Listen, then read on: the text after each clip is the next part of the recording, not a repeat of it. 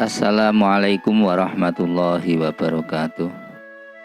Asyhadu an la ilaha illallah wa asyhadu anna Muhammadar Rasulullah. Allahumma salli ala sayyidina Muhammadin wa ala alihi wa sahbihi wasallam wasallim.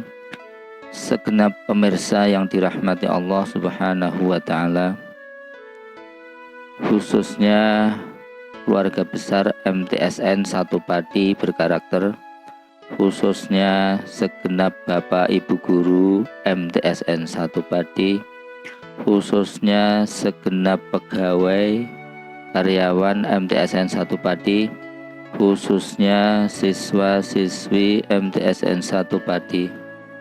Mari kita awali pengajian rutin Kitab Bidayatul Hidayah ini dengan bacaan sholawat tolak balak.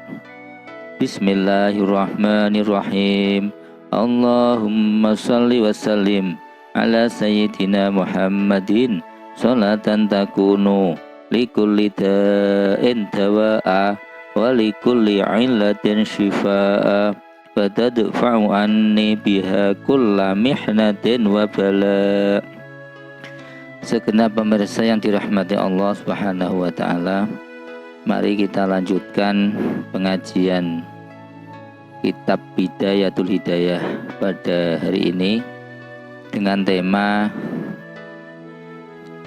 etika bertayamum.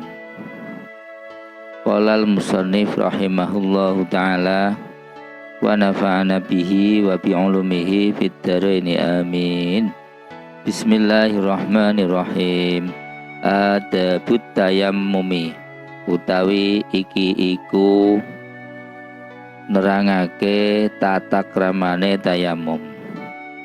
Fa in ajazta mongko lamun apes sira anisti'malil ma'i saking gunakake banyu lifaktihi krana kesepen banyu ba'da tolabi ing dalem badane goleki auli udrin utawa krana udur min maradin bayane saking penyakit auli maniin utawa krana perkara kang nyegah minal wusuli saking tumeka ilaihi maring banyu min sabuin bayane saking satu galak au habsin utawa den punjara au kana utawa ana apa almau banyu alhadiru kang teka tahtaju iku butuh sira ilaihi maring banyu li'atoshika krana ngelak ira au li'atoshi rafiqika utawa krana ngelak krana uliye ngelak kanca ira au kana utawa ana apa banyu milkan iku milik liwirika keduwe liyane ira balam yuba lan ora dendol apa banyu illa bi aksara kejaba kelawan luweh akeh min samanil misli saking rega umum au kana utawa ana bika iku kelawan sira jirahatun utawi tatu au maradun utawa penyakit takhafu kang kuatir sira minhu saking marad ala nafsika ing atase awak ira nek ngono fasbir mongko becik sabar sira atayat kula sehingga manjing apa waktul faridoti apa waktune salat fardu sumaksid mongko nuli nejo sira sa'idan ing lebu thayyiban kang bagus alaihi kang iku ing atase sa'id turabun utawi lebu kang mawur-mawur khalisun kang murni tahirun kang suci layyinun kang alus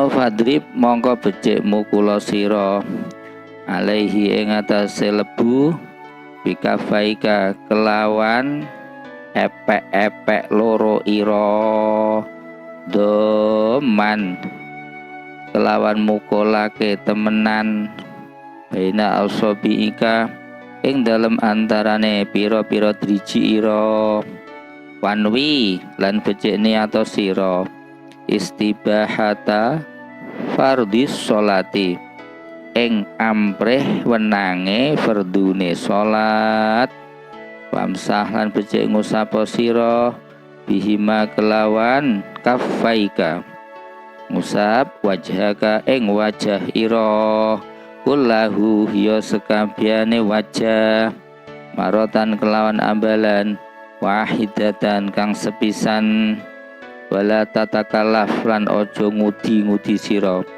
isolal hubari ing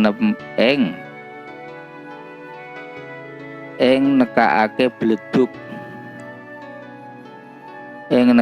bleduk utawa lebu ila mana biti sya'ri maring pira-pira nggon cukule rambut khafa padha uga arang-arang apa sya'ar au kasufa utawa ketel apa sya'ar sumanza mongko nuli nyoplo sira khatamaka ing ali-ali ira padrib lan becik mukul sira zorbatan kelawan mukul saniatan kang kaping pindho mufarijan hale benggangake baina asabiika ing dalem antarane pira-pira driji ira pamsah lan becik ngusapa sira bihima kelawan kafaika yadaika ing tangan loro ira ma'amir faqoika sertane sikut loro ira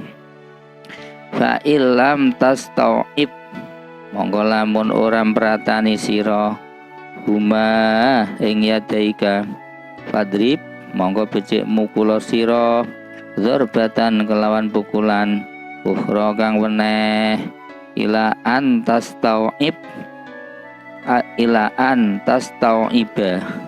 tumeka maring yen to mratani sira huma ing yadaika sumamsah mongko nuli becik ngusapa sira ihda kafaika ing salah sijine epek-epek loro ira bil ukhra kelawan epek-epek kang weneh pamsah lan becik ngusapa sira ma ing anggauta baina asabiika kang ing dalem antarane pira-pira driji ira bitahlili kelawan nyela-nyelani asolilan becik salat sira bihi kelawan tayamum fardhon ing salat fardu wahidan kang siji wa malan ing salat syi'ta kang garep sira minan nawafili bayane saking pira-pira salat sunat fa in arata mongko lamun ngarepake sira fardhon ing fardu sanian kang kaping pindho fastaknif mongko becik ngawiti sira lahu maring fardhon sanian tayamuman ing tayamum akhara kang weneh. Segenap pemirsa yang dirahmati Allah Subhanahu wa taala, dari bacaan tadi dapat kita pahami bahwa seseorang boleh melakukan tayamum itu apabila satu tidak menemukan air dan dia sudah berusaha mencari kesana kemari. Yang kedua, seseorang boleh melakukan tayamum karena adanya uzur atau alasan yang dibenarkan oleh syariat Islam. Apa itu? Satu, yaitu karena adanya penyakit di anggota yang dibasuh atau diusap ketika wudhu. Jadi, kalau menurut dokter, anggota wudhu tersebut tidak boleh kena air. Kalau kena air itu berbahaya atau tambah parah, maka boleh tidak berwudu pakai air tetapi pakai debu atau tayamum. Jadi misalnya ada orang kecelakaan, kemudian dia itu tangannya patah, kemudian digip. Nah ini kalau sudah digip nggak boleh kena air ya tayamum. Tapi perlu diingat bahwa tayamum ini tidak hanya menggantikan wudhu, tetapi juga menggantikan hadas juga menggantikan mandi junub. Jadi tayamum itu tidak hanya menggantikan wudhu atau bersuci karena menghilangkan hadas kecil, tetapi juga menggantikan mandi junub atau bersuci menggantikan hadas besar. Jadi misalnya ada orang kecelakaan, kemudian kepalanya retak. Setelah kepalanya retak, dia malah mimpi mengeluarkan sperma misalnya. Nah ini kan nggak boleh mandi. Kalau mandi orangnya malah meninggal dunia nanti. Maka sebagai ganti dari mandi junub ini boleh melakukan tayamum. Jadi tayamum itu menggantikan dua hal, yaitu wudhu dan mandi junub. Kemudian orang boleh bertayamum yang kedua, yang disebut udzur yang kedua, karena adanya binatang buas yang menghalangi seseorang pergi ke tempat air tersebut, sehingga kalau dia itu mengambil air untuk berwudu, dia akan celaka. Maka boleh bertayamum. Jadi misalnya ada air di tengah hutan dan air itu satu-satunya tempat untuk berwudu, tetapi di situ ada harimau atau ada beruang, sehingga kalau mengambil air diterkam harimau yang ada di sana. Maka kalau hanya satu-satunya sumber air itu untuk berwudu, tidak ada tempat yang lain, dan kalau dia pergi ke sana nanti akan celaka karena ada binatang buas di dekat sumber air itu, maka boleh bertayamum. Yang ketiga, ya sebagai udzur atau alasan yang dibenarkan oleh syariat Islam, yaitu karena butuh air untuk diminum. Jadi kalau di Indonesia ini kan tidak tampak kekurangan air, air melimpah ruah. Jadi tayamum di sini memang tampaknya tidak begitu populer karena air di Indonesia melimpah ruah. Berbeda di negara-negara Arab seperti di Makkah, kemudian di Madinah, kemudian di Afrika, itu kan tempat-tempat padang pasir. Itu air sangat mahal sekali. Nah, kalau di Makkah ada air Zam-Zam itu ya luar biasa. Tetapi kalau selain Makkah yang dekat Ka'bah itu kan sulit mendapatkan air.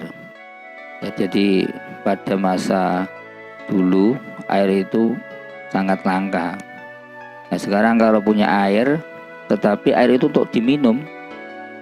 Nah ini kalau untuk wudhu tidak minum, tapi kalau diminum tidak wudhu. Lah makanya boleh untuk diminum karena lebih mendahulukan kebutuhan manusia. Jadi hifdzun nafsi itu lebih utama, menjaga nyawa, ya, itu nomor satu. Makanya kalau ada air sekalipun ada, tetapi kalau untuk diminum ya maka wudunya boleh diganti dengan tayamum. Kemudian yang keempat yang disebut udzur atau alasan yang dibenarkan oleh syariat Islam, yang keempat yaitu karena harganya mahal sehingga tidak terjangkau. Misalnya di negara Arab kalau pas kekeringan itu air kan mahal sekali. Jadi ada air banyak tapi tidak mampu untuk membeli. Maka kalau ingin wudhu harus beli dan ternyata tidak mampu, ya boleh dengan tayamum.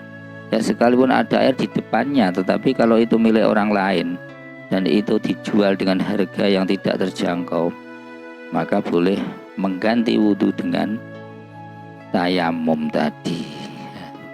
Segenap pemirsa yang dirahmati Allah Subhanahu wa taala, selanjutnya dalam kitab Bidayatul Hidayah ini disebutkan tata cara tayamum. Yang pertama, caranya adalah harus masuk waktu sholat fardu. Jadi tayamum itu boleh dilakukan kalau pengen sholat duhur ya, kalau sudah masuk sholat duhur. Pengen tayamum untuk sholat asar ya harus sudah masuk sholat asar. Tidak boleh tayamum untuk sholat duhur sebelum duhur. Tidak boleh tayamum untuk sholat asar sebelum asar. Jadi kalau sudah masuk waktu sholat fardu baru boleh tayamum. Itu yang pertama.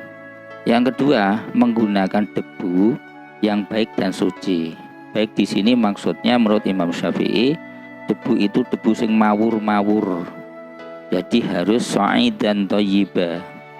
Sa'id dan thayyibah itu menurut Imam Syafi'i ya debu itu di samping suci ya mawur-mawur. Misalnya kok dia tayamum memakai tanah liat, ya nggak boleh. Apalagi tanah yang grugal-grugal itu nggak boleh. Jadi memang debu yang suci dan mawur-mawur. Itu yang kedua. Yang ketiga, kalau sudah ada debu di depan mata, kemudian dia kepingin tayamum, itu caranya kedua telapak tangan dipukulkan ke debu, lalu diusapkan untuk wajah.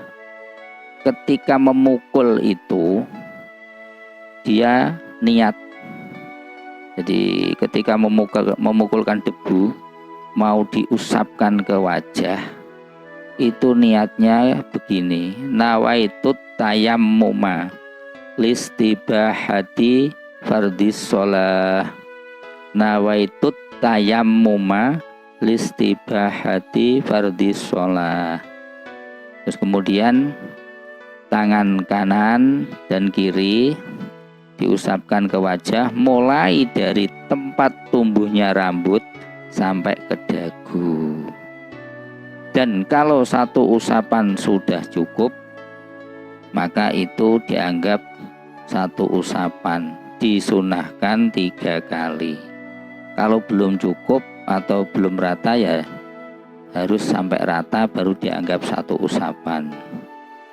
Nah, setelah mengusap wajah, kemudian memukulkan kedua telapak tangan lagi ke debu untuk mengusap kedua tangan. Yang pertama adalah mengusap tangan kiri dengan tangan kanan, kemudian mengusap tangan kanan dengan tangan kiri, mulai ujung jari sampai kedua siku. Jadi yang namanya tayamum itu baik untuk mengganti wudhu atau mengganti mandi junub ya mengusap wajah dan tangan.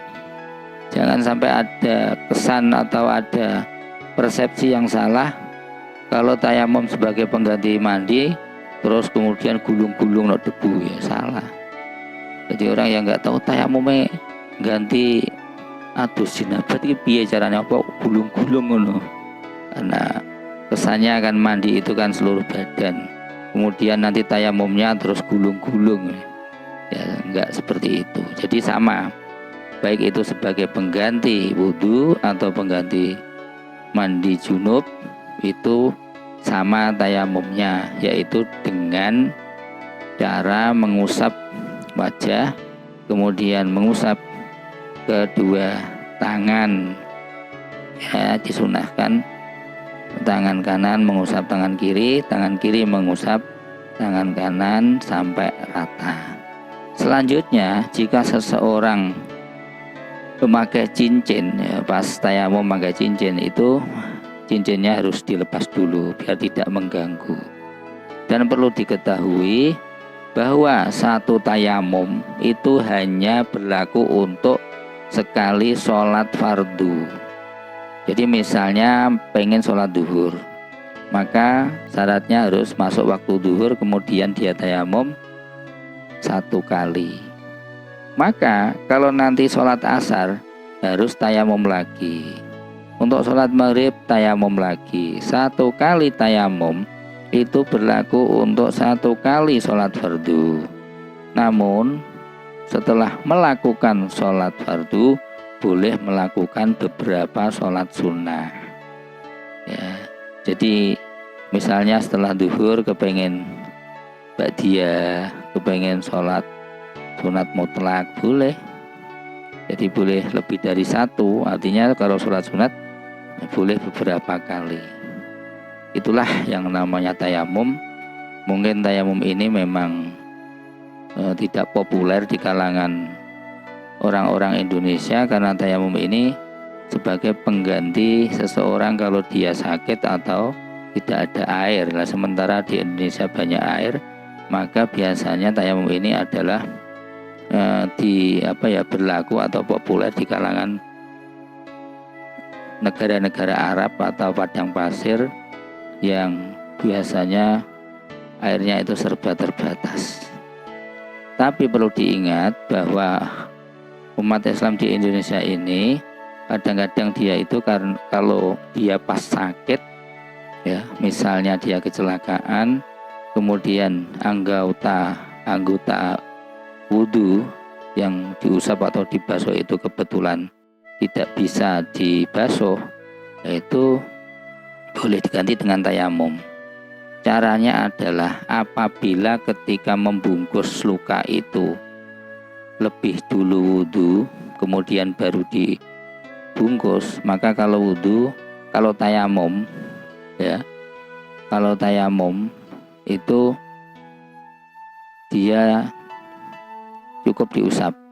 Jadi begini, kalau orang kecelakaan kemudian bagian luka itu dibungkus ketika dia itu sudah wudhu, maka dia boleh melaksanakan wudhu dan tempat yang luka itu hanya diusap.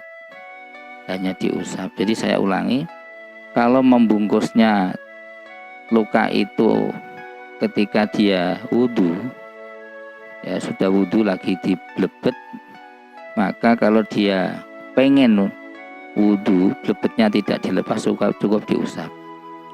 Namun apabila membungkusnya itu dia dalam keadaan batal sebelum wudhu, maka harus diganti dengan tayamum. Jadi misalnya ada orang kecelakaan, tangannya patah, kemudian sebelum dia wudhu atau belum suci sudah dibungkus dulu, digip. Nah akhirnya dia kalau wudhu tidak bisa membuka, karena kalau dibuka kan lukanya tambah parah. Ini dia boleh mengganti dengan tayamum, ya, karena tidak bisa cukup diusap, karena ketika dia membungkus itu dalam keadaan batal. Atau tadi sebagai pengganti mandi junub, ada orang kecelakaan, misalnya kepalanya retak, kemudian kalau dia mandi dia akan mati, ya, maka boleh diganti dengan tayamum. Caranya tidak perlu mandi junub, tetapi dia cukup dengan tayamum sama, yaitu dengan cara mengusap wajah dan kedua tangan. Demikian yang dapat saya sampaikan pada hari ini, kurang lebihnya mohon maaf. Akhirul kalam, billahi taufiq wal hidayah wa ridho wal inayah. Assalamualaikum warahmatullahi wabarakatuh.